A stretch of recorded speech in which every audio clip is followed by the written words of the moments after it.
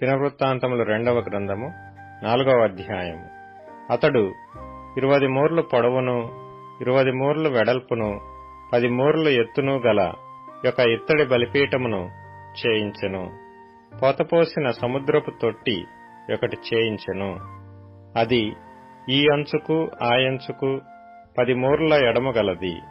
దాని ఎత్తు 5 మూరలు, దాని కైవారము 30 మూరలు. దాని క్రింది తట్టున ఎద్దులు రూపింపబడి ఉండెను. అవి ఒక్కొక్క మూరకు 10 ఉండెను. అవి ఆ సముద్రపు తొట్టిని ఆవరించెను. ఎద్దులు 2 వరుసలు తీరియుండెను. అవి తొట్టితో కూడనే పోతపోయబడెను. అది 12 ఎద్దుల మీద నిలవబడెను. 3 ఎద్దులు ఉత్తరపు తట్టు, 3 పడమటి తట్టు, 3 దక్షిణపు తట్టు, 3 తూర్పు తట్టు చూచుచుండెను. సముద్రపు తొట్టి వాటిపై నుంచబడెను. వాటి వెనుకటి పార్శ్వములన్నీయు లోపలికి తిరిగియుండెను. అది బెత్తెడు దళముగలది. దాని అంచు గిన్నెయంచు వంటిదై తామర పుష్పములు తేల్చబడియుండెను. అది 30 పుట్ల నీళ్లు పట్టును. మరియు దహన బలులుగా అర్పించు వాటిని కడుగటకై కుడి తట్టుకు 5ను, ఎడమ తట్టుకు 5ను, 10 స్నానపు గంగాళములను చేయించెను. సముద్రము వంటి తొట్టియందు యాజకులు మాత్రము స్నానము చేయుదురు. మరియు వాటిని గూర్చిన విధి ననుసరించి 10 బంగారపు దీపస్తంభములను చేయించి దేవాలయమందు కుడి తట్టున 5ను, ఎడమ తట్టున 5ను ఉంచెను. 10 బల్లలను చేయించి దేవాలయమందు కుడి తట్టున 5ను, ఎడమ తట్టున 5ను ఉంచెను. 100 బంగారపు తొట్లను చేయించెను. అతడు యాజకుల ఆవరణమును, పెద్ద ఆవరణమును, దీనికి వాకిండ్లను చేయించి దీని తలుపులను ఇత్తడితో పొదిగించెను. సముద్రపు తొట్టిని తూర్పు తట్టున కుడి పార్శ్వమందు దక్షిణ ముఖముగా ఉంచెను. హూరాము పాత్రలను, బూడిద నెత్తు చిప్పకోలలను, తొట్లను చేసెను. రాజైన సొలొమోను ఆజ్ఞ ప్రకారము దేవుని మందిరమునకు చేయవలసిన పని అంతయు హూరాము సమాప్తి చేసెను.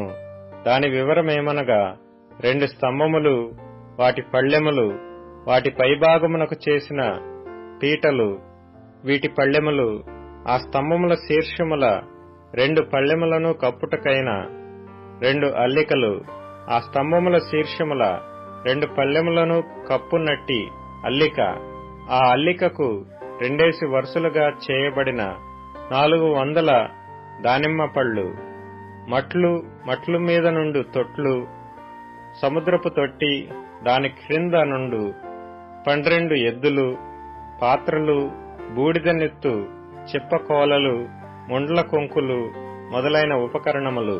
వీటిని హూరాము రాజైన సొలొమోను ఆజ్ఞ ప్రకారము యెహోవా మందిరము కొరకు మంచి వన్నెగల ఇత్తడితో చేసెను. యొర్దాను మైదానమందు సుక్కోతునకును జెరేదాతాకును మధ్యను జిగటమంటి భూమియందు రాజు వాటిని పోతపోయించెను.